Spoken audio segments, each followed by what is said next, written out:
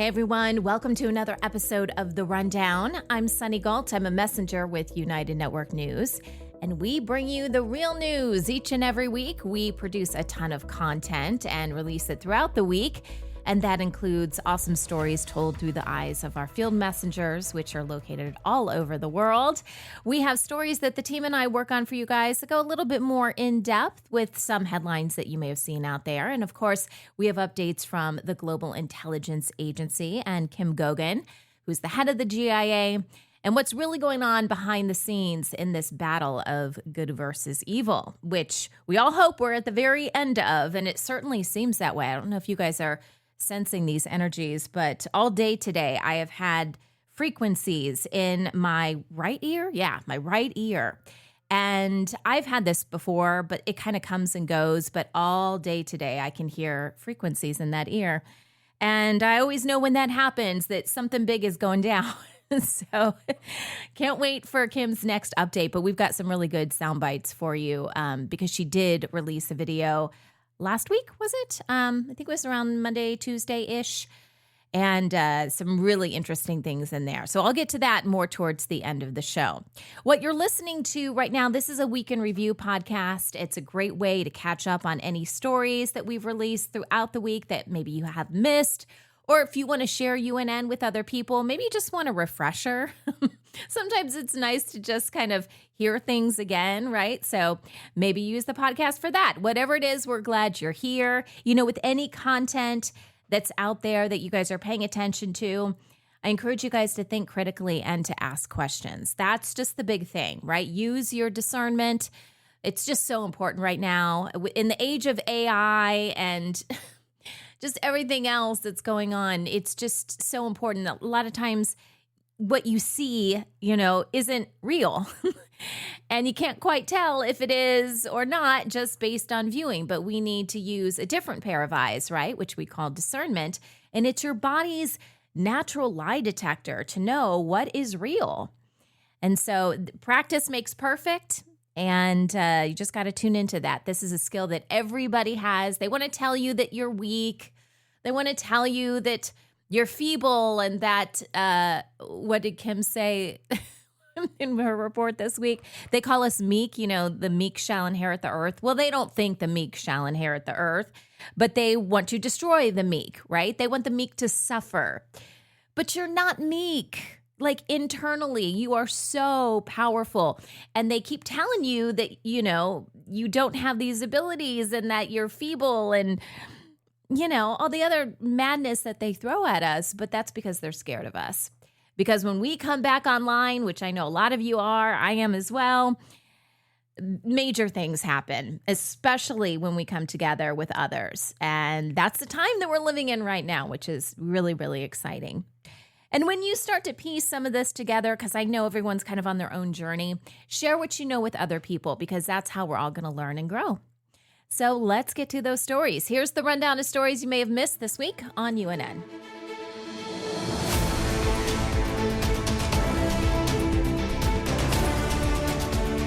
Okay, let's kick things off with our field messenger reports. If you guys have never heard of a field messenger before, well, I'm going to tell you all about it. In fact, we have a lot of material that's going to be coming out very soon here. Hopefully, I don't know if it'll be released this week, but we have these short promos that are coming out. We're going to be doing a lot more promos of our news reports and our field messenger reports through social media. And we created these little promos that go before the reports. And our whole goal is to tell people what a field messenger is and get them involved. And we've got this new landing page we're creating for our website. So you guys are going to see some cool things. You heard it here first, probably in the next week or two. And it's all surrounding our field messengers because we really do believe that this is how you change news. News can't be about commentators and political pundits that are just in their crazy studios making stuff up and just causing rifts between people, right? I feel like every time I turn on the TV, that's quote unquote news, or what people are saying is news, right? It's just commentary. But we don't think that's news. We think you guys can tell us what's going on in your communities. That's much more authentic. You guys care about your communities. You know, you live there. it's just part of your life. And so we want to hear those stories. And that's what it means to be a field messenger. And you don't need any experience. So there's more information on our website. And like I said, a lot more coming soon in the form of social media promos. But let's talk about the awesome reports that you guys gave us this week and that our amazing production team turned around. So Emma out of Spain tells us about the Elba, yeah, that's how you pronounce it, Elba Hotel update. This is a huge new development that is going on in Fuerteventura, Spain, which it's an island if you're not familiar. And, maxed out. Think of all the amenities. One of those luxurious developments, very modern. And of course, they're promoting this as, being great for Fuerteventura and all the jobs it's going to create. But there's some downsides too. So Emma talks to us a little bit about that. For example, this is taking place on pretty much the equivalent of a full block, right, of a neighborhood. And it's located opposite a quiet residential areas. And when you get, I think she says it's expected to be the biggest tourist result. Well, maybe it will bring in a lot of tourists. I don't know. Biggest tourist resort on the island when it's complete. And they put that opposite a quiet residential area. Yeah, nothing's going to go wrong there, right? She says parking is already a problem. So, whenever these kind of things happen, we have to look at the pros and cons. And it's not just about making money anymore. We have to be more responsible with what we're doing with our planet. So, Emma, appreciate you. Thank you for that report. Tanis out of Canada shows us how to make the balm of Gilead. So this comes from cottonwood buds that come from the trees, obviously, that they're on. And you can turn them into this balm. It's a very soothing, anti-inflammatory remedy, very easy to make, and she literally walks us through the whole process. So one thing I thought that she said that was interesting is that you don't take the whole bud. She says you only take about a third of it. You don't need all of it. And of course, the tree needs to be able to reproduce. So if you take all of it, that's more harmful to the tree. But you basically take these and you let them set in oil for about 6 to 8 weeks. And then from there, it's heating it up on the stove and, adding some things. But it's great for healing minor wounds, a lot of skin conditions, eczema, all that good stuff. So very interesting. I don't know if I have any of those trees, cottonwood trees anywhere near me, but something that looks very easy to make and obviously has a lot of great benefits. Kim out of Michigan takes us to a youth art showing. I think it was her granddaughter's art show that she went to. Is in Michigan. I think I already said that, Michigan. And it was at Western High School. And I don't know if you guys ever went to one of those, or maybe your artwork was displayed in some sort of showcase or an art show. I remember one year, I'm not a very artistic person. I'm extremely artistic, but not like drawing wise, right? My artistry is in storytelling and video and audio and things like that. And they didn't have a lot of that when I was in high school, but we did have, these art shows. And I remember exactly one time I had art displayed and I was all excited because I thought, oh my gosh, the teacher actually liked something I did, because I just never thought I was any good at that kind of stuff.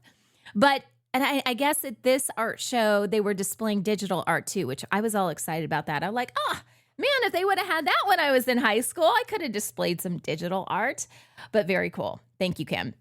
All right, Atsuko out of Japan talks about, this is a really, really interesting story. So she's a hairdresser and she went over to Japan because there's a former hairdresser who has transformed land.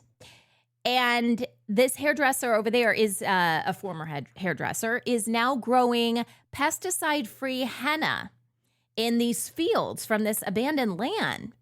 And he believes his henna is the safest, it's the highest quality in the world. And he talks to us about why he thinks that and how the conditions are great over there for growing henna.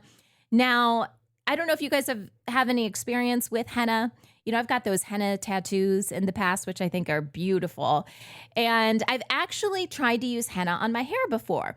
Now, you guys know I kind of have especially right now, I've had many, many different hair colors. But right now, my whole thing is like a brighter red. And I remember it was last summer, I was experimenting with some henna dyes. And I could not get it the color I wanted it. It was a lot more dull than I wanted it. And in the back of my mind, because I really wanted it to work, because I don't like putting chemicals on my hair, but I also really like my hair to be vibrant colors. And so I was all set to kind of like be like, oh, henna doesn't work. And then I come across this story where she's like, really, it's all about the quality of the henna, which makes perfect sense, right? That maybe we just don't have the quality stuff over here.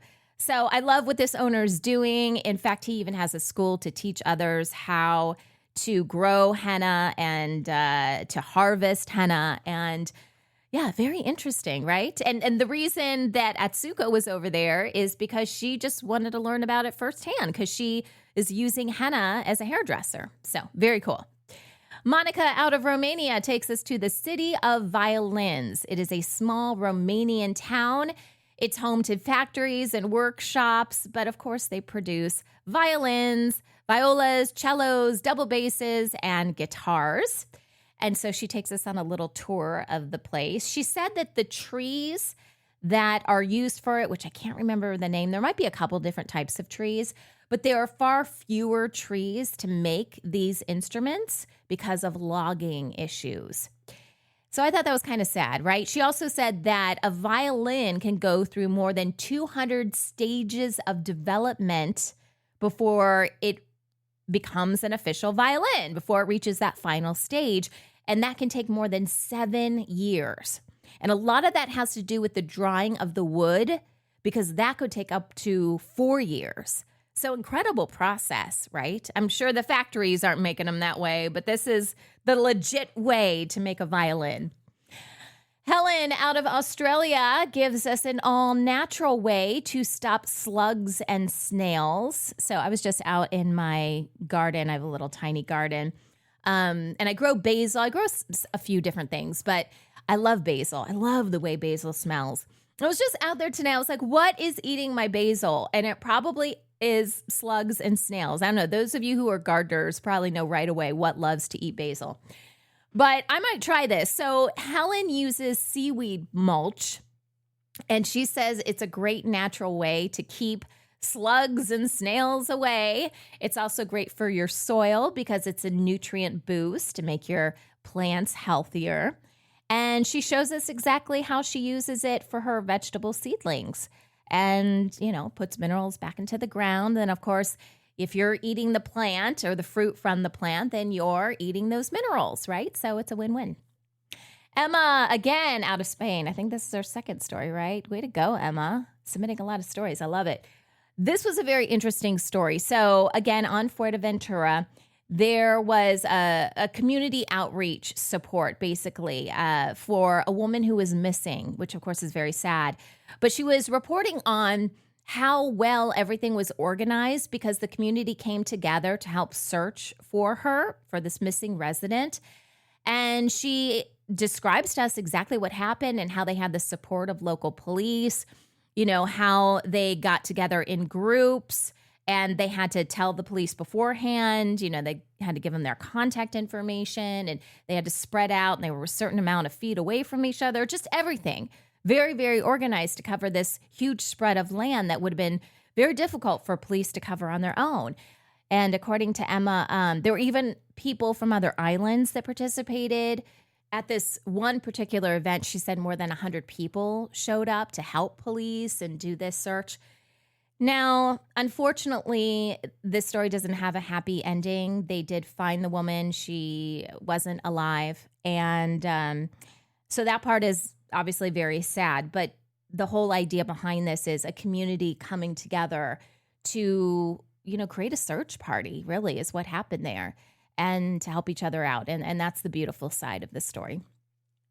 Kara out of Australia shows us how to make tomato fritters. I love tomatoes. That's another thing I'm growing in my garden, you guys. Tomatoes. In fact, I went out today because I really love making this.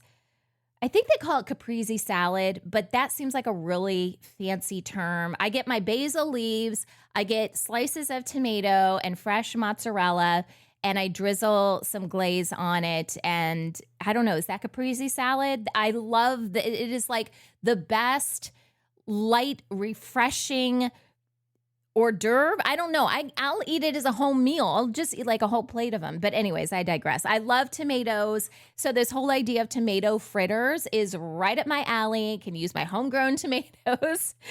But yeah, it's everything can come from your garden. Okay. There's a lot of draining of the tomatoes because the tomatoes have a lot of juice in them. But you really just need flour, baking powder, parsley, mint, dill, some olive oil, 1 egg, I think she said, salt, and feta cheese. And then, yeah, you just bake them, and they looked amazing, so I need to try that. And finally, Tristan out of California takes us to this amazing organic family farm. It is called Mount Olive Organic Farm in California, and it reflects a lot of natural ways of growing food, right, including worm composting. And that was like the main part of her story, was talking about how they use natural fertilizers and how the worms help them, just make the soil super nutrient dense. And this was actually recommended by the owner's grandfather. So when they decided to do this, the grandfather came and said, you really need to go about this in a regenerative way. And they said, yep, sign us up for worm composting. So just a beautiful way, and it all comes full circle, right? Okay, here are some of the news stories that the team and I created for you guys this week. Talking about green card changes in the U.S. This is a big change. The green card process is creating uncertainty for many immigrants, employers, and immigration attorneys. Now, under a new Trump administration policy announced just this year, most people seeking permanent residency must leave the U.S. and complete their applications through U.S. embassies or consulates abroad, ending the long-standing practice that allowed many applicants to remain in the country while their cases were reviewed. Green card applicants would have to leave the country indefinitely while their applications are being processed, even if they're already here illegally, even if they're married to a U.S. citizen, even if they already have American children. People who followed the legal process, who paid the fees, who filed the paperwork, built families and lives here, they are now being told that they could be forced out of the country for an unknown amount of time with zero guarantee of when they can come back. Supporters say the change restores the original intent of immigration law, while critics, like the one you just heard, argue it could reduce legal immigration and disrupt businesses, hospitals, and research institutions that rely on foreign-born workers. Italy's long-running illegal waste crisis, which you don't hear a lot about, that's driven in part by organized crime networks. They're known as the eco-mafia. And all this continues to leave a legacy of polluted land, contaminated water, and serious health concerns. The hardest hit area, which is known as the Land of Fires near Naples, became a symbol of environmental injustice after decades of toxic waste dumping and burning. In 1994, the Italian government finally acknowledged that they had a massive problem. They declared a state of emergency and tried to take back control. They built incinerators and recycling plants, but here's the catch. Most often, they chose the cheapest option, not the safest or most environmentally friendly ones.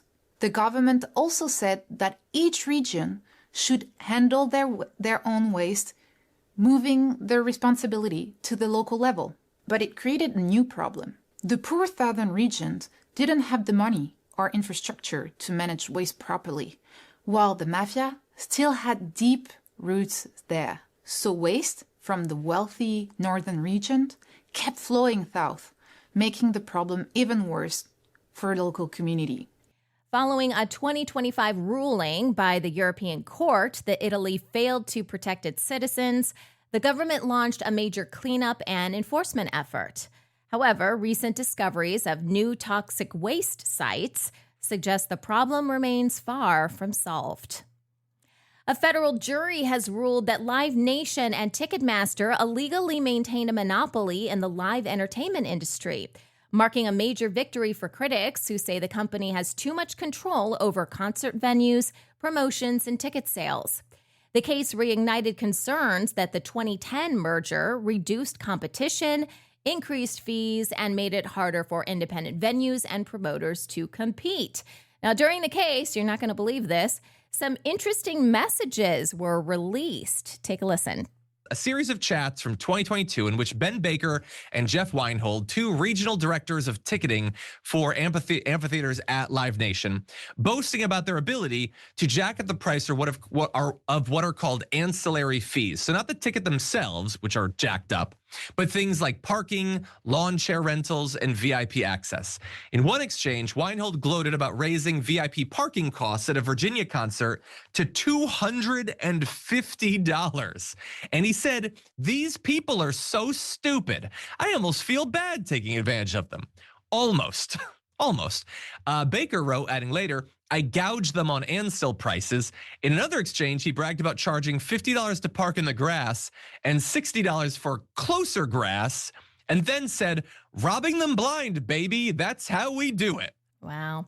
Live Nation has appealed this verdict, but the company now faces the possibility of significant penalties and even a potential breakup as regulators in the U.S. and abroad continue to scrutinize its market dominance.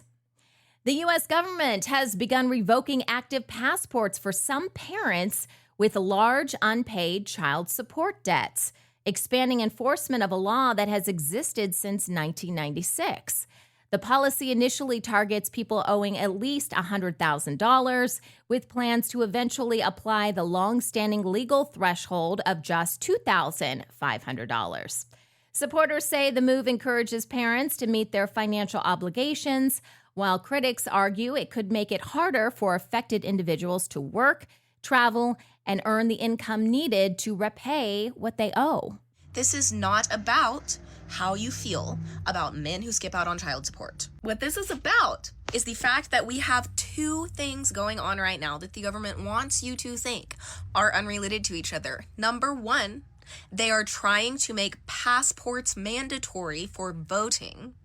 And number two, they are soft launching the concept of revoking passports from people who are in debt. And they picked this demographic, people who owe child support, first, because that demographic is generally and widely hated. They need you to get on board with the idea, the overarching idea, of revoking passports from debtors so that they can establish the legality of doing that. And once they establish the legality of revoking passports from somebody who owes money, you're not going to be able to say, wait, I didn't mean people who had student debt. I didn't mean people who had medical debt.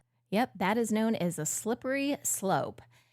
Well, in other news, Brazil is expanding legal protections for pets as more people view dogs and cats as family members rather than property. A new law passed in 2026 allows separated couples to seek joint custody of their pets, reflecting a broader shift in how animals are treated under the law. Brazil took a historic stand for animal welfare by enacting a nationwide ban on cosmetic tattoos and piercings for dogs and cats. These painful and unnecessary practices are now legally defined as abuse, with violators facing penalties of up to 5 years in prison, substantial fines, and the possible loss of the right to own animals. In recent years, Brazil has taken major strides in strengthening animal protection laws. Acts of cruelty against dogs and cats are now recognized as serious federal crimes. The country has also introduced stronger animal welfare measures, including tougher penalties for cruelty and expanded support programs, as officials move toward recognizing animals as sentient beings deserving a greater legal protection. Well, the stock market, it is often promoted as a path to wealth for anyone willing to invest. But critics argue the system is heavily tilted toward large institutions, wealthy investors, and corporate interests. While long-term investing has historically helped many people build wealth, everyday investors face significant risks and often compete against players with far more resources, information, and influence. Oh, and don't forget what they do with taxes. Wealthy individuals play the tax game. Oh my gosh. And it's a tax game that the average person has no idea is going on. Got to talk about money. Tax avoidance is a key skill to building wealth. The 25 wealthiest Americans pay between 6 and 8% tax rate. What are the tax games they're playing? Oh, The rich people. there's a bunch of them. First and foremost, it's you buy stocks, you never sell them, you borrow against them. Okay, explain that to me like I'm a 10-year-old. So Sure. You own $100 in Amazon stock. Yeah. You need money to buy something instead of selling the stock, and say it's gone up 50%. I say it's got doubled. You would have to realize a capital gain and pay long-term capital gains on that $50 gain. No, just borrow against it and let the stock continue to grow. And you pay a little bit of interest, hopefully from your current income. But basically it's invest, borrow against it, and die. what rich people do is they'll buy a stock. So I'll spend 10K on Amazon stock, and then I go to a bank and the bank give me a $5,000 loan against my Amazon stock tax-free. Right. And I just hold the Amazon stock. Now I've got $5,000 tax-free. If the Amazon stock goes to $20,000 in value, then I can go to the bank and say, it's gone up now, give me another $5,000. And I just spend and live off that money. Now, if the Amazon stock collapses, I'm fine because the loan was against the stock. So they'll sell the stock at a certain point as it's collapsing to get their money back. This whole debate raises broader questions about whether financial markets provide equal opportunities for everyone or primarily benefit those who already hold the most economic power. Rising electricity bills are being driven by more than just household energy use. Across the U.S., customers are helping pay for expensive grid upgrades, new power projects, growing electricity demand from data centers, that's a big one right now, and repairs from hurricanes, wildfires, and other extreme weather events. Consumer advocates also point to utility profits and rate increases as a growing concern. People are going without medicine or taking their medicine every other day instead of every day. People are going to food banks because they can't afford to buy food. People are not paying other bills so that they can satisfy the Centerpoint bill and not have their electricity cut off. Energy should be available to everyone. It should not be a luxury item, and it's become a luxury item. While experts say solutions such as energy efficiency programs, renewable energy expansion, and bill assistance could help lower costs, many Americans continue to feel the financial strain of higher monthly power bills. In India, millions of flowers used in religious ceremonies are traditionally returned to nature after worship. But the massive volume of floral waste has become an environmental challenge, contributing to water pollution and landfill emissions. Each garland in this garbage truck started as an offering to the gods. After they're used in worship, tons of them get dumped into rivers or the sea every day, alongside other religious leftovers, like idols, immersed in waterways at yearly festivals. Dadar Flower Market is one of the largest in Mumbai. The main customers are smaller vendors who weave them into garlands to sell elsewhere, like outside the nearby Siddhivinayak temple. But about 40% of the flowers produced in India don't actually sell, including these ones piling up behind the market street. Most Hindus consider it disrespectful to throw them in the trash. Some people bury leftover offerings in gardens or flower pots. Others leave them out for animals to munch on. But for temples that have to dispose of tons of offerings, they often have few options, besides dumping them in local waterways. In response, a growing movement known as flower cycling is collecting used flowers from temples and transforming them into new products, helping reduce waste while creating jobs and supporting local communities. Supporters say the approach offers a way to honor religious traditions while protecting the environment. And finally, this is something you don't think about when you put on your shoes in the morning. The modern shoe industry is facing growing criticism over both health and environmental concerns.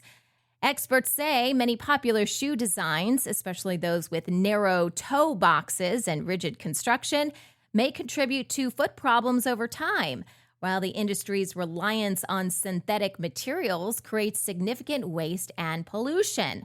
Let's hear what a cosmetic surgeon has to say about what it's possibly doing to your foot. Ladies, you look great in high heels, but at what cost? Bunions, hammer toes, the risk of ankle injury and sprain skyrockets when you wear super high heels. You increase the risk of back stress. It tightens your hip flexors and it puts your back in a really unnatural position where your back has to compensate. And what does that also do? It also reduces the shock absorption of the natural curvature of your spine, which is changed with high heels. So you absorb stress differently, which can actually increase your back pain. And when you tighten those hip flexors, it gives you chronic tightness, which can lead to chronic back pain. Now, there's some evidence that actually can change your knee torque and cause knee issues as well. So what do? Number one, you reduce the length of those heels. You reduce the height as much as possible, and you shorten the amount of time you wear them. Don't wear them all day at the office. Number two, get the shortest heels possible. It's really not that bad. If you're going to go out in the night on the town, then you can swap them out for the higher heels. But my recommendation is don't wear heels for prolonged periods as much as you can, and you're going to avoid a lot of these risks. I think there's like 1 or 2 times a year that I wear heels, and that's pretty much it, guys. I'm in flip-flops because I'm in San Diego. With billions of pairs of shoes produced each year, advocates are calling for footwear that is healthier for consumers, easier to recycle, and less damaging to the environment. We have lots of goodies today, guys, from the Global Intelligence Agency. Kim Gogan's the head of the GIA, and she released a report this week that was probably close to 2 hours long. And whenever that happens, I know, I'm like, especially when she gets out the whiteboard, I'm like, how am I going to turn this into good sound bites for the podcast? Because when she gets out the whiteboard, the information's always solid, okay? But it's a visual thing, and sometimes that doesn't always come through in an audio podcast. So I'm going to try my best today, guys. But I'm going to give you a heads up. I did cut some stuff out because, it wouldn't have made sense, or there were just some pauses in between as she was writing, and I was trying to condense these sound bites as much as possible. Okay, but we're going to kick things off. I thought it was really interesting. She started her report by talking about a couple of the intelligence reports that she runs as part of the GIA. And I think we're going to learn more and more about this as Kim reveals more about the GIA as things are unfolding and as what we refer to as the bad guys or the people that do not have humanity's best interest in mind. As more and more of those people go away, Kim can reveal more and more of what she's doing behind the scenes. So I think we're going to hear more and more about this. But I thought it was very interesting because the world of intelligence is not my world, right? I'm the world of news. And we appreciate the world of intelligence when the intelligence is accurate, like it is with the GIA. But I don't know how things run behind the scenes. So I'm going to play this first soundbite where she talks about 2 reports that the GIA runs to find out. It's kind of like behind the scenes of how when they come across new information and new groups of people, how these reports help them figure out the who's who, as Kim puts it, the who's who in the zoo.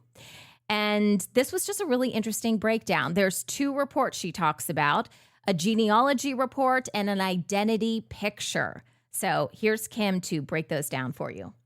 In the world of intelligence, they have 2 specific types of reports that I want to mention to you today, mainly because it's relevant to you and the questions you may have for me at times too. One type of report is called a genealogy report, and it has nothing to do with your family tree or the family tree of their subject, but more to do with a target or a subject of an operation or a mark, someone they're looking for or someone they're looking to control or bring in as an asset. And that particular person may travel to different countries. They want to know where they're going. They want to know who they talk to when they get there. Not so much even who they're talking to, but what they do. And then the events that may follow in sequence in the places that they go. Then they try to figure out their modus operandi, what exactly it is they're doing, and who is surrounding that person in the events of what they're doing. So it's kind of like a family tree, sort of, but it's more like a family tree of this person, this man, this woman works for this organization, and these are the people he contacts, and these are the things that he or she does when they go to these specific places. And here are the sequence of events.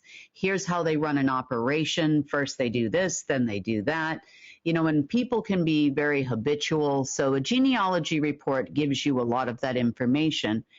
So you can kind of gauge where your enemy is and how they are going to act and where most likely they're going to go and what they are most likely going to do when they get there, so that you can, in the world of intelligence, they say put that person in jail or apprehend the subject.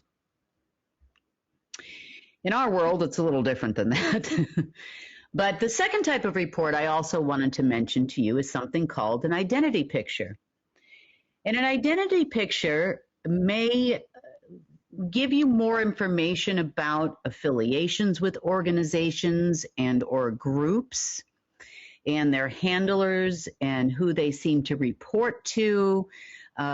This can also be done not only with people, but this also can be done with large corporations, front companies, to see where the money goes to. You follow the money sometimes you're following contacts, employees and companies.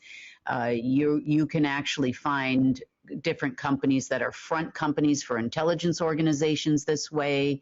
An identity picture looks more like events to some degree, people also to some degree, how they are organized.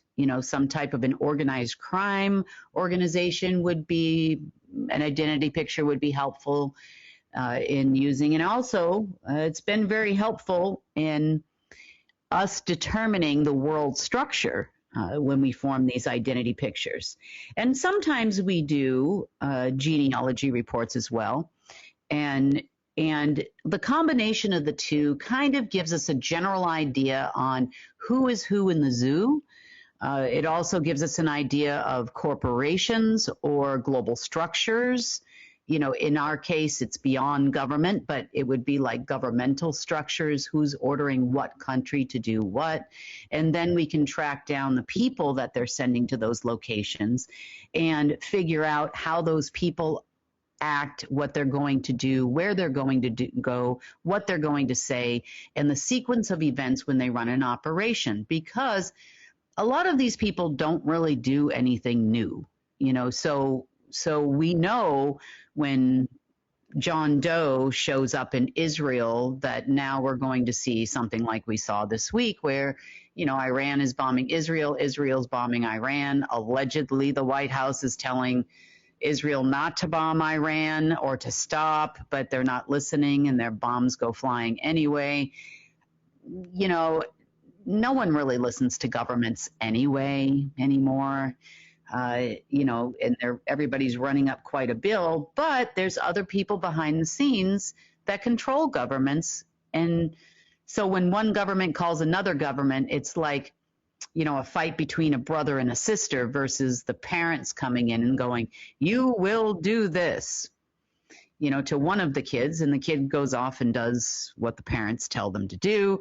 And then the parent, the other child might not like it, and then there's a fight between the two, but ultimately the parents have the ultimate say, and they're like, mom told me to do this, and he's like, well, I don't care, I don't like it, and then there's this whole argument that ensues. But governments calling governments doesn't work.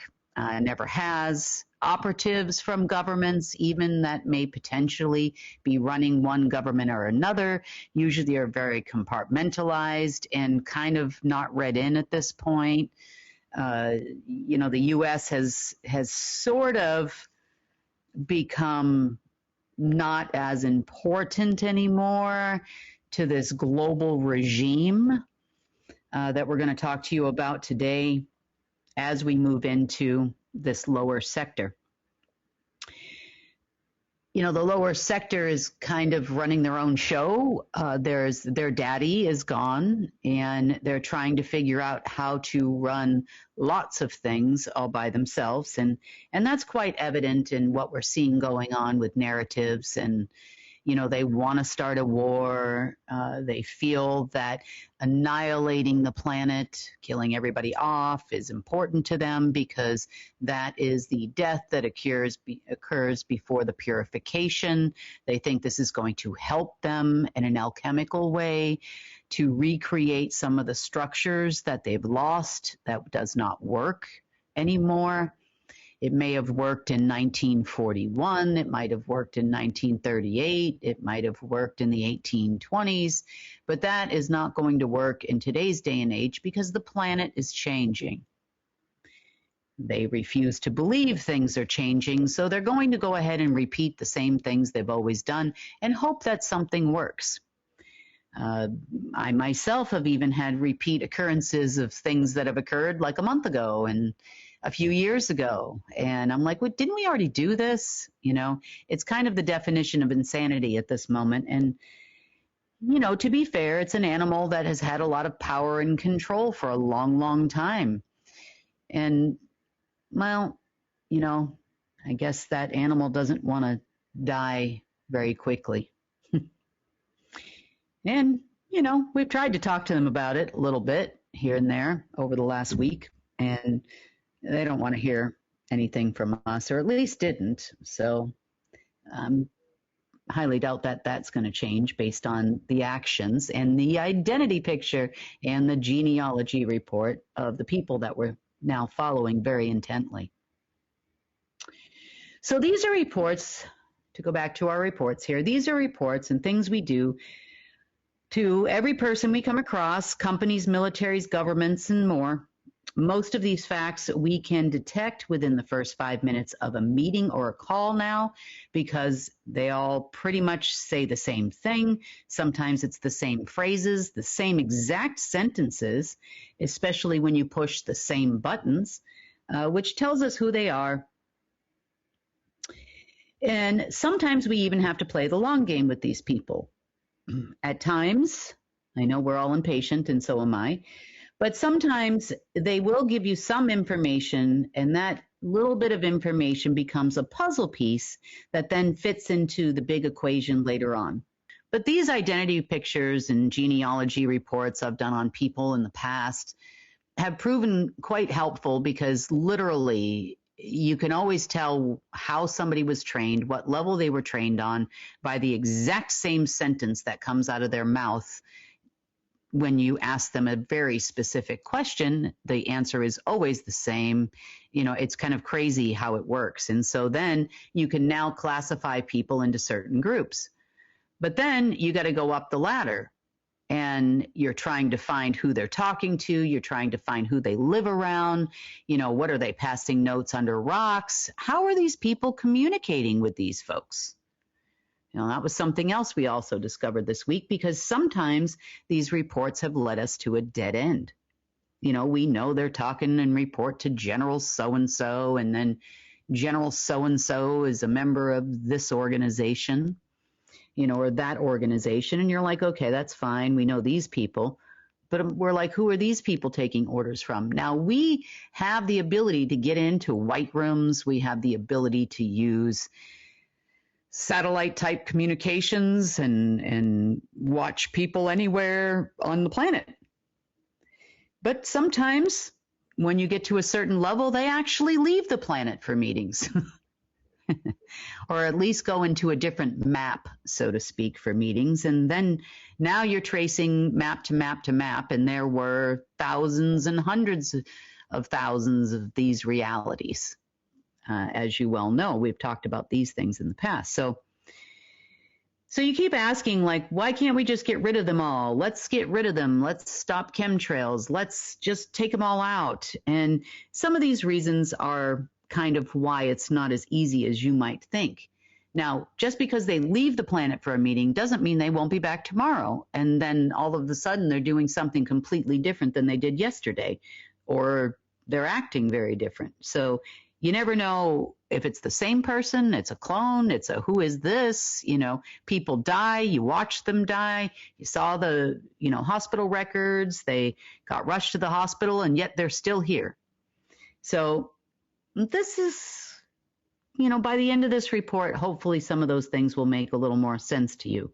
And the big reason that Kim is explaining these reports is because they were definitely helpful to Kim and her team as she came across a brand new group of people that we didn't know really existed. Okay, so you guys have heard of the Federal Reserve. And there was all this stuff in alternative media about, the Federal Reserve is going to go away, right?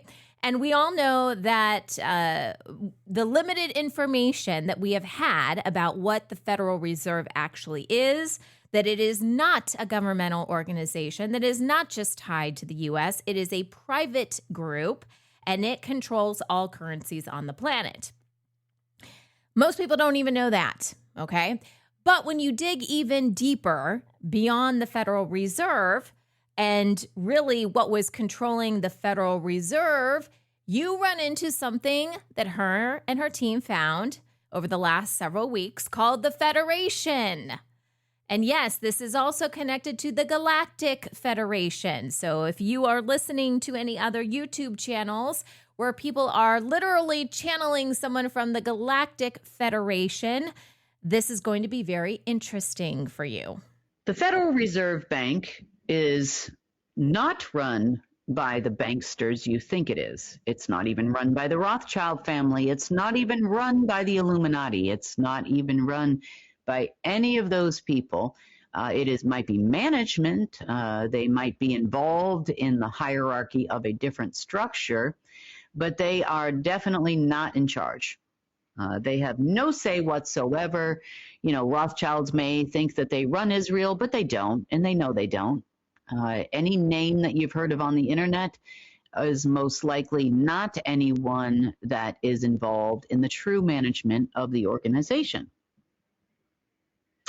So, the Federal Reserve Bank runs on something we call stars. I know that's going to sound crazy, and I'm not talking about stars on some general's jacket in any way, shape, or form. Really, not really. I'm talking about stars you see in the sky. You also have a star as well. You did not in the beginning, but you do currently, or you did till recently. And these stars have replaced something called your central soul. So how the system was originally set up long before it became the Federal Reserve, when Lucy decided to fall, let's just say he's now fallen, he actually had a mandate to be the creator of what we call the central soul. Now, don't confuse your central soul with your being known as your soul. Yes, they are very much a part of one another, but your central soul is your heart center. It's the place where the divine plan comes to your person. It is the place that is connected or would have been connected directly to source. It is the place that is an infinite source of ethereum, materium, and consciousness, and that's where it's all coming to directly to you from source, directly to your central soul, in exactly the right amount to create the being that you were meant to be under the divine plan. Meaning, if you were meant to be a Homo sapien, you would have X amount of materium in this particular density of it, specifically because you are going to reside in this density and on this planet. It would actually shape your being, and then it would have an instruction set that would come along with it within your essence and within the essence of source. So the central soul is a very intricate part of your being. It's a generator. It's like your eternal flame. It continues to generate and generate and generate to all infamy, so to speak, all of the things that you are under normal circumstances. Now, the artificial version of the central soul, let me clarify a little bit here. So beings are beings. So beings can be you as a person, a being can be a planet, a being can also be an entire solar system. So for example, our central soul is the one we see in the sky, which has also been, let's just call it, it became a star. We also have central souls in galaxies and constellations and many different ways. You could even say source has a central soul. So every being in existence has a central soul, and those beings could also be central to an entire civilization. Like, for example, if you live on planet Earth, the central soul of Earth is very intricate to your survival and the communication with the habitat in which you live. And I'm sure Lucy knew this because he had a mandate at one point in time for creation of souls or central souls. So after he fell, he basically came straight to Earth in the Keystone, and he created something called the star. So he took a soul, and remember what happens to one thing in the multiverse happens to everything of its kind simultaneously. He took a soul and slammed it into the planet so hard in the Red Rift, which is underneath the Saudi Arabian Red Sea, near Saudi Arabia, and also in the Continental Divide, and just slammed it in the planet so hard with every bit of his might at that time, of which he had a lot, so much so it knocked the divine plan of Source straight out of it, which was his intention. It also did the same with the central sun of Earth, and in turn, it also did the same to yours. He replaced that heart center of the central soul of your being with a black heart, which is of his own. And then, this is very important when it comes to the Federal Reserve, believe it or not. So then replaced it with his black heart, and then eventually put that soul to rest in what he would call a tomb. A tomb is basically a box, a database box, in which the original star of creation, or his stars of creation, were put. Then he quantumly entangled every soul in the omniverse to that box. Therefore, everybody is now quantumly entangled to Lucy. This is why he thought he was going to replace Source one day. And in a lot of ways, you can almost say he tried. And I can understand why the deep state worshipped him so. So as these central souls do, now that ours were all tied to here, and then eventually overlaid with a star as well, both inside and on the outside, like a picture of a circumpunct. And if you've never seen a circumpunct, it looks like this. Basically, there's a dot in the middle and a circle around it. So this is what our soul turned into, a blackened center, or at the heart of it, and another black overlay around it. So because our souls are never-endingly generating to ensure that our beings are whole, ensuring that we have enough of an infinite energy source, we're constantly producing energy. And what does, not energy, but Ethereum, and what does energy create? Well, it creates, in our world, it also creates money, doesn't it? It's a base root of an infinite source of money, as the Federal Reserve has come to be known to be. Now, that tomb was located in an area of the world called Mount Zaphon, if I'm saying that correctly, Zaphon, I believe it is, in Turkey. to which the quantum entanglement was then connected. Everybody's connected to this mountain over there now, or at least this tomb in this mountain. The quantum entanglement of source was broken. This is not the first one, but it is one that occurred, and many of them occurred regarding your being. So Lucy does all of this stuff. This is not stuff that these humans do, the deep state does, but they do have a working relationship with Lucy. We don't call them the Luciferians for no reason now, do we? So, how is this all connected to the Federal Reserve? Well, the Federal Reserve creates money, infinite amounts of money. That's what we think. It's called fiat money. It doesn't have any kind of collateral behind it. It is not based on gold anymore. Never really actually was.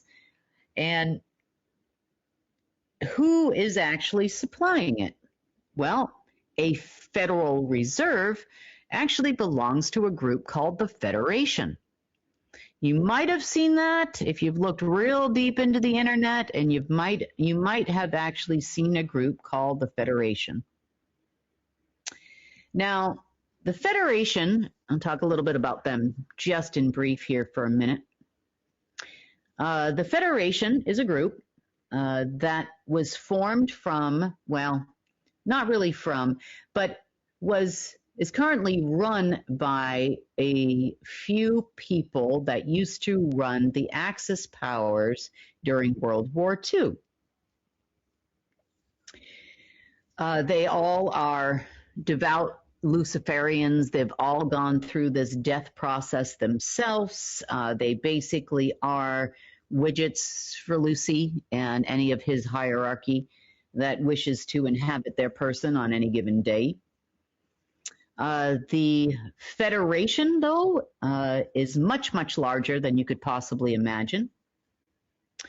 There are several of these, what I call industrial cities. They look like large futuristic cities.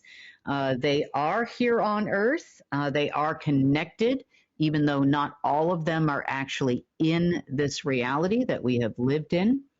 They are connected to things called dumps. And not all DUMs are military. Some of them have completely different purposes in which those that are in this reality interact with those that may or may not be at any given moment in time within these cities. They also go to these cities for meetings. Remember, I told you people were disappearing, and I'm like, where are they going?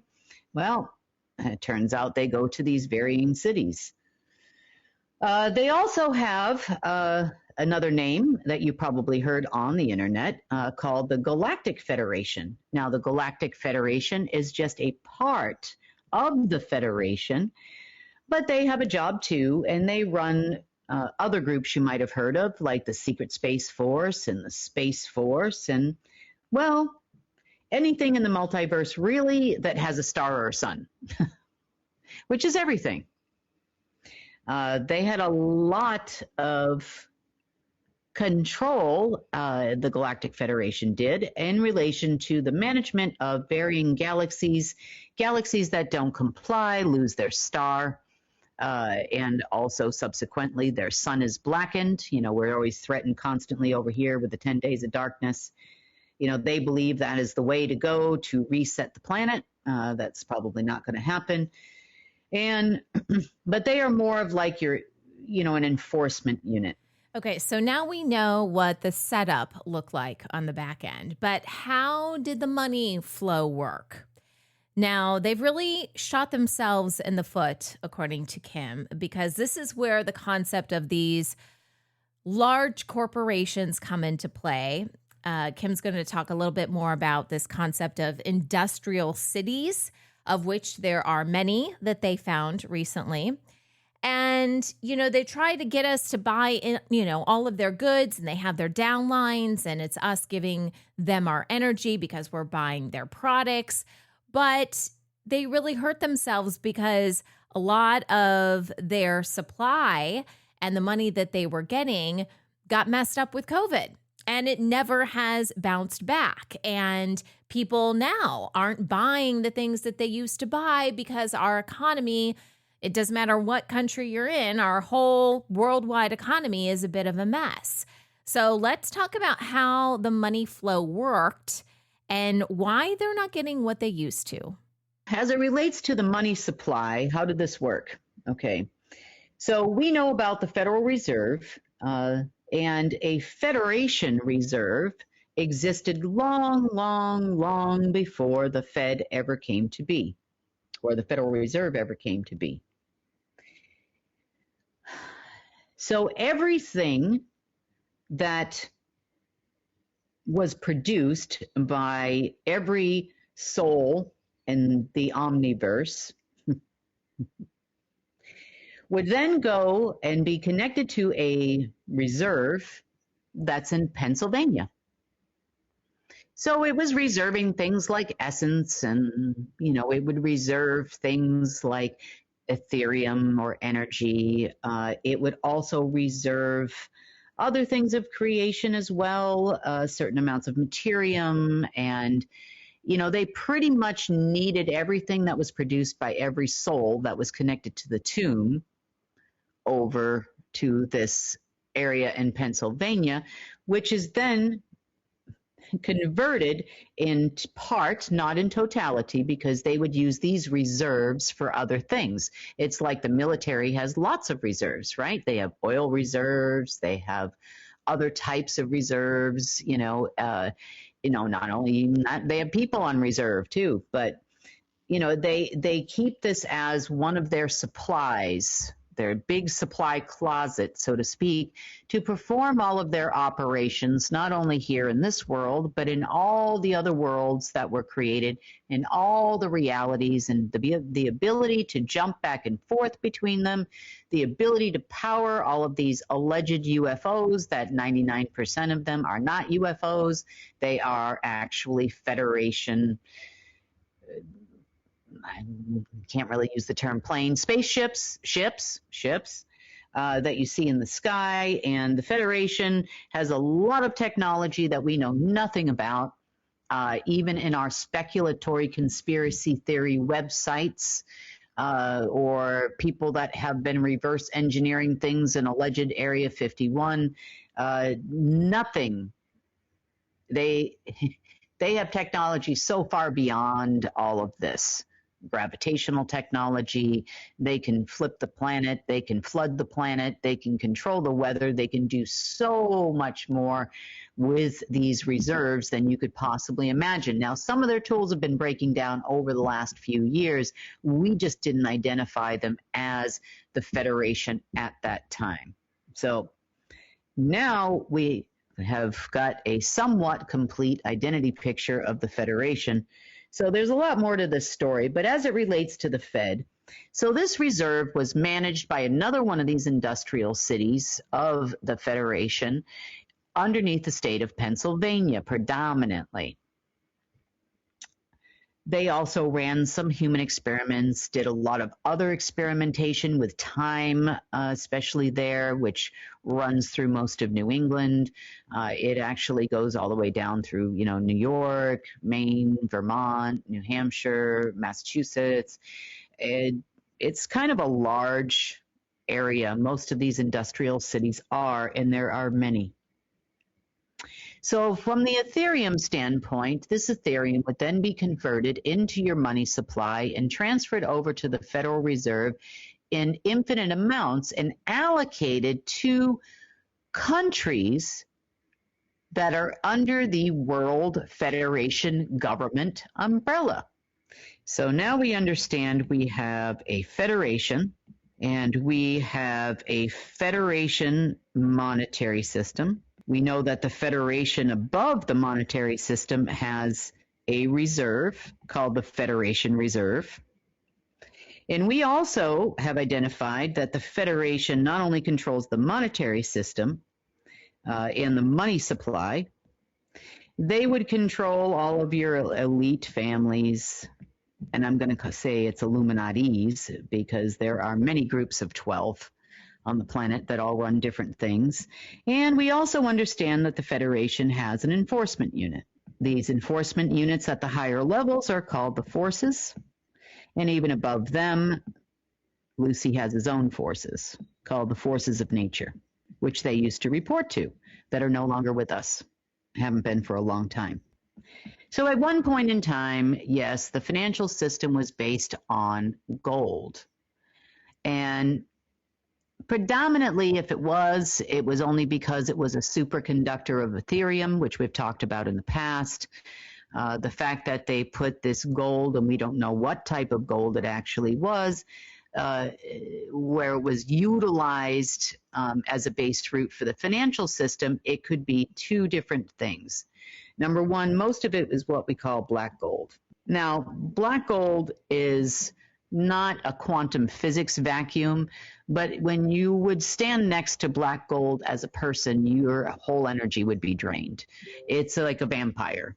It's a vampire piece of material that basically sucks the Ethereum out of you. So that kind of makes sense, because in order to get any of this, money that they produce, it definitely takes a lot of energy on our part as regular people.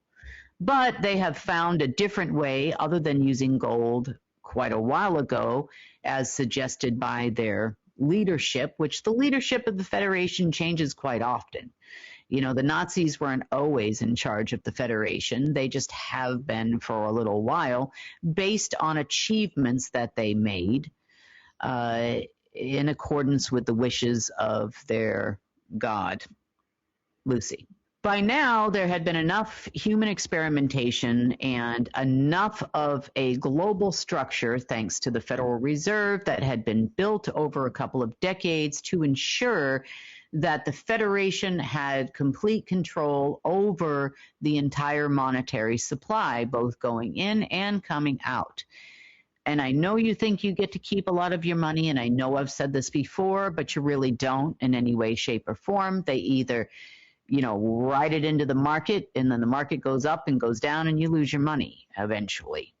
You spend it during your retirement. Even though you think you have savings, you spend it still with all of their corporations and other arms of the Federal Reserve. So the Federation is a pretty big deal. They definitely issue currency, though, in a very specific way, in accordance with their needs. And right now they have some needs, because governments, we've got the World Federation government. The World Federation government makes contributions to the Federation Reserve and also to the Federation Treasury, which we'll talk about in a minute. But the World Federation government created and runs every government on the planet. In fact, they even run every tribal government. Every form of governance on this planet is run by the Federation, period, end of story. Every bit of land that they're on, Indians live on a quote-unquote reservation, all tied to the nice Federation Reserve. Okay, so governments are typically issued money based on, number one, the number of citizens. So the number of citizens is important to the Federation Reserve, because the more souls / stars that they have underneath their government, the more energy they can generate. So the more energy they're generating goes into the Federation Reserve. The Federation Reserve then makes an allocation to the Federal Reserve, and the Federal Reserve can now issue X amount of dollars or peso or RMB or yen to that respective country. But not in totality, because now, number two, the goods they produce are also important, or their GDP.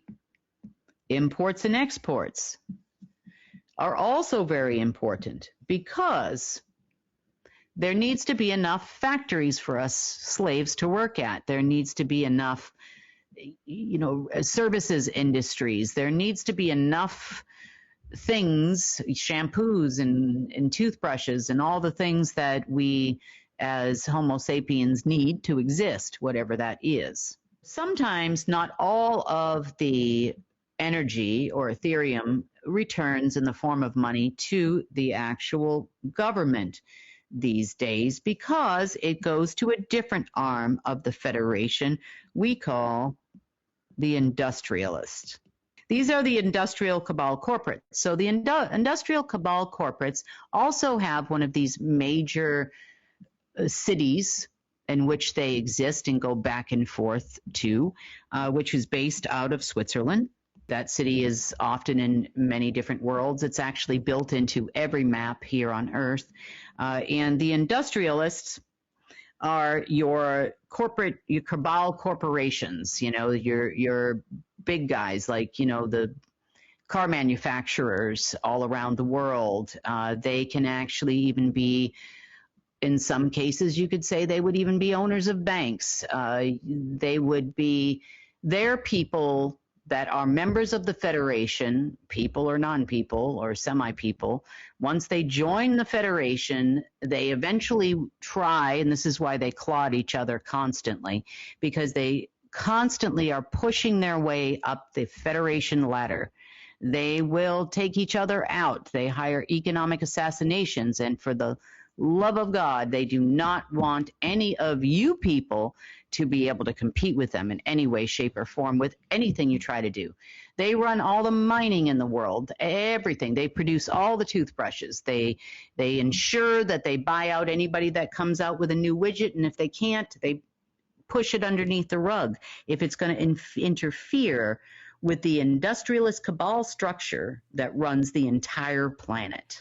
When I was listening to Kim, I had to listen to this report several times for everything to kind of sink in. And when she talks about this last part that she just said about how they basically won't let you be a serious competitor, the thing that popped up in my head was the show Shark Tank. Have you guys ever seen that? I think they have it in various countries. And I used to love that show. And what came to mind was on the show, they're pretty much telling you what they think you should do so that you can either make them a lot of money or sell to a larger company. That's usually the goal in this, is to eventually sell, maybe grow the business a little bit so you can sell it. And that's where the quote unquote sharks can help you.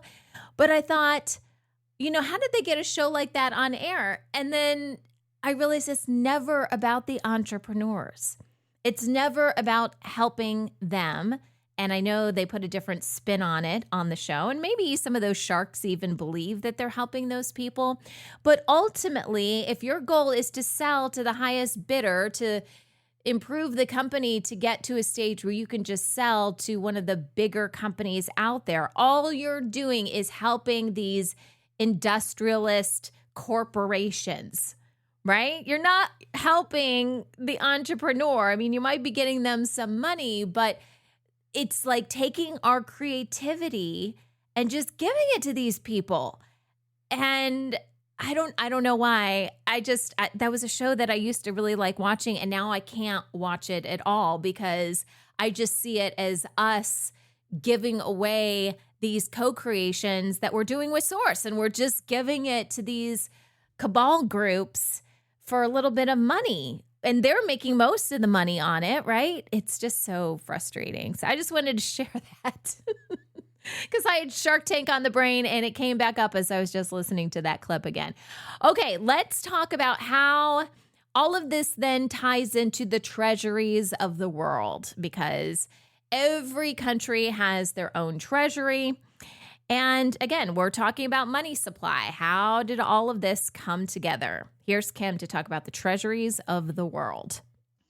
The treasuries of the world, treasuries all around the world, because every country has a treasury that is also tied to its citizens. But the World Treasury is definitely a part of the Federation and also part of our financial system. Now, every Treasury Department, doesn't matter who's running that particular treasury, some of them are public, some of them are not public. South Africa has a treasury. There's a treasury here in the United States. We have treasuries in UK. We have treasuries in every country in the world. But anyway, they're all run by the World Federation Treasury. So like when you see a new treasury person being appointed, or everybody hates Mnuchin or whatever, nobody cares, because it's all run by the Federation anyway. And he is selected by the Federation. Same thing with the new Federal Reserve chairman. Same guy, been read in, now he knows what his job is, and unfortunately, he is beyond himself at this point because there's nothing he can do. He can't fix the Fed. So the World Federation Treasury is in charge of soul management. Don't confuse your soul, the central sun of yourself, with your soul. So a soul is actually a being. The being of your person is what makes up your vessel. It gives instructions to make your arms and your hands and your body, and make a dog, a cat, you know, that type of thing. A being, your being actually looks like a bouncing ball of gold light that surrounds your central sun. It is what you call, it goes all the way out to your aura, and it is a reflection of your being. Normally, it is all gold in the normal world, in the real world. So a long time ago, how this all came to be is Lucifer bound a soul, singular soul, a singular being, over in an area that he called the Gulf. And the Gulf is basically where all souls went. Where one goes, all beings go. Now, this is what stopped the natural divine plan from sending beings to any other planet other than Earth for a very long period of time. Every new being that came into creation for a long, long time all ended up in the Gulf. Now, there would be avatars of that being that would be created, and that's what we see in ourselves predominantly when we're walking around this planet, although we are still connected to some degree to our actual being through a tomb database located in the Sahara Desert. This is why everybody, you know, they all talk about Egypt, and they all talk about the Giza pyramids and all of these types of things, because in the past, before the days of the Gulf, you would be, your being, entire being, would be quantumly entangled with Source, and in accordance with the divine plan, you would be divinely made. In accordance with the database, maybe not so much so. This is why it is easy to manipulate your materium body, because, and it's also what created death, because that's not a natural occurrence either, because your being supports the immortality of every being in the omniverse. And it's not just because of time and the amount of trips that your planet makes around your central soul of your galaxy. Everything worked in perfect order in accordance with the divine plan located in the central sun, and the wisdom which came to your being, believe it or not, through the area you call your gut. All those gut feelings you get and the intuitions that you get actually override the mind program, because to some degree, even though the database does its very best to override all of these things, it doesn't always work, and we are actually quite strong. So they have to work extra hard with specific people in order to override the wisdom coming from Source, the way that you can actually heal yourself and regenerate yourself. And we have a lot of healers on this planet, and they heal in lots of different ways, whether it be sound therapies and and music, and there's a lot of things that are very healing to your person that you naturally gravitate to. And for every person, that's different. It could be meditation, it could be exercise, it could be spending time in nature. All of these things can reconnect you with other beings that exist here, even though we all end up kind of connecting to this guff. But the more source that's present here, the harder it is for them to intercept the communication between your being and what we have walking around in this reality at this time. So Lucifer creates the guff, which became a quote-unquote tomb database for all beings in existence. This includes all planets.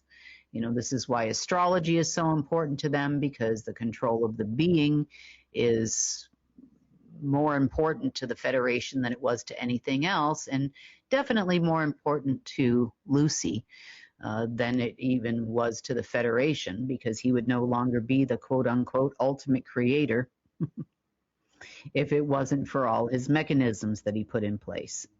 So again, we are dealing with the management staff now and not with the guff. So although the guff in the tomb was located in the Sahara Desert, which then birthed an artificial tree of life over there as well, underneath the Sphinx, the guff was quantumly entangled with the reserve. And the Treasury Reserve was actually located in Nova Scotia. So the main reserve was in Nova Scotia. And what do beings produce? Even when the being is not connected to its central sun, the being produces enough materium constantly in order to create in this world. When the being tries to, and including yourself here, create things, manifest things, it's hard to get them into the materium world because all of the materium moves into Nova Scotia. So controlling the materium is important to the Federation because it allows them to create things like artificial realities, artificial environments for us to exist in. It gives them control over the weather. It gives them control of everything that we see in our materium world, including your body. When you get down to the Treasury level, the Treasury is actually in charge of management and disbursement of funds, as well to those that are permitted under the Federation to utilize this materium in their way. It was part of the reason why a long time ago when we were trying to transfer funds, we could always get it to the Treasury level, but we couldn't make it manifest into somebody's account because why? Because the Treasury and the Federation said no. They didn't want that to happen. We could put it there in the Treasury. The Treasury would see my creation that way pushed through the gate, but they wouldn't let us actually have it. They were reserving it for those that were members of the Federation, such as their varying corporations, such as money in your hand. Anything you see in this materium world had to go to a member of the Federation because they need to be in complete control of everything in the materium world. So all the materium goes from the guff, it's recreated in database form, goes to the guff, appears in the guff, and then the Treasury is responsible, or the Federation is responsible for dispersing it. By the time it hits the Treasury level, the Treasury is drawing from the reserve to some degree. Same thing with the Fed, to some degree.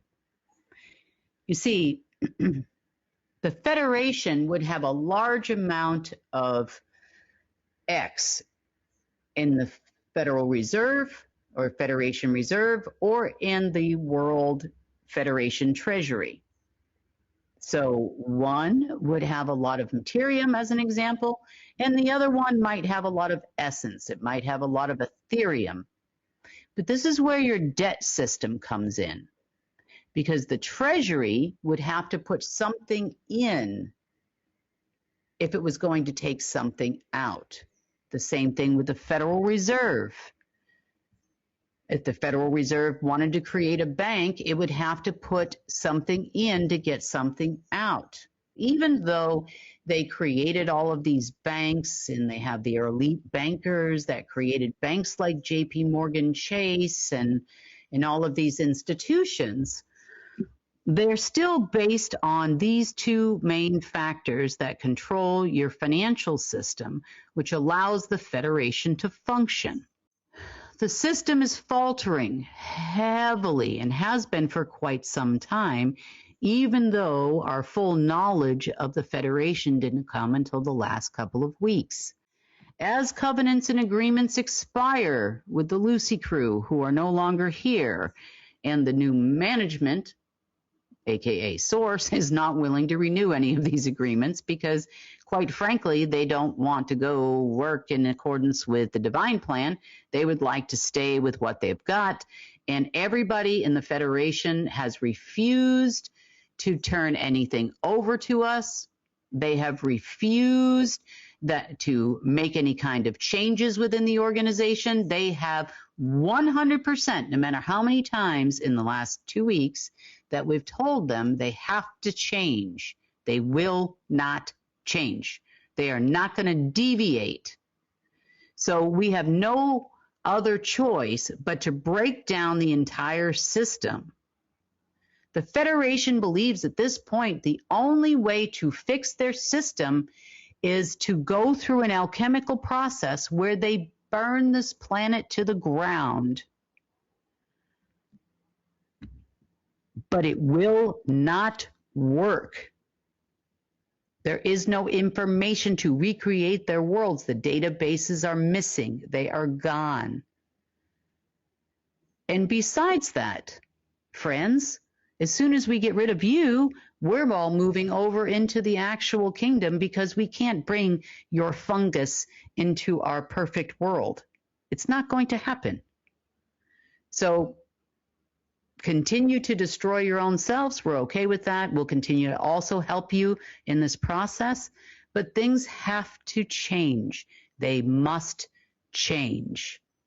So at this point, your little Axis power people at the top, your Council of 9, your many councils of 12 are fired. Or you continue, as you told me, the worthy will continue and the meek will suffer. Well, you must be meek now because we are no longer going to suffer at your hands. And we're going to make sure of it, actually. And we're going to continue to destroy all of the structures that your daddy put in place for you to feed off of, like the parasites that you are. See, I told you, the meek shall inherit the earth, right? They said we're meek. Hey, they're the ones that admitted we're meek. Okay, whatever. They want us to think that we're meek. We're not meek. And we're winning this war. And they're on their last leg. So, they can say all they want. And honestly, at this point, I'm just convinced that they have such limited brain power to think independently from the Matrix, this whole crazy system that we're uprooting right now, that I'm just kind of over it. Like, I can't even really get mad at them. I'm just like, whatever, just go away. Just let us, you go on another planet, where you're happy and miserable and, hurting each other. That's fine. Y'all want to live that way anyway. And just let us do our own thing, right? But like Kim says, we can't bring them with us where we're going. We don't want them. We don't want them. We don't want their craziness.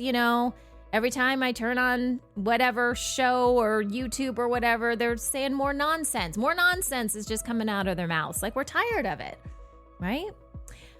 Okay, well, that's what I got for you guys this week. Thank you so much for listening. If you want more information about UNN and what we do, you can visit our website, unitednetwork.earth. Consider becoming a member because our members do get instant access to all of the content as we put it out there. If you're not a member, you can catch our videos on YouTube and Rumble about a week later. So consider that as well.